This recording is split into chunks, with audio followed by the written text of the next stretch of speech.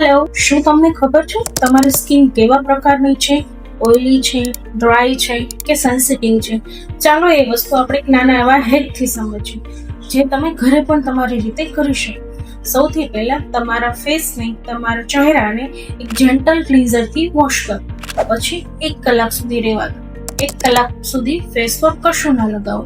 1 કલાક પછી જો તમારો ફેસ થોડો ચમકતો લાગે છે, ચળકતો લાગે છે, શાઇની લાગે છે, ઓઇલ પ્રોડક્શન જોવા મળે છે, એનો મતલબ એવો કે તમારી સ્કિન ઓઇલી છે.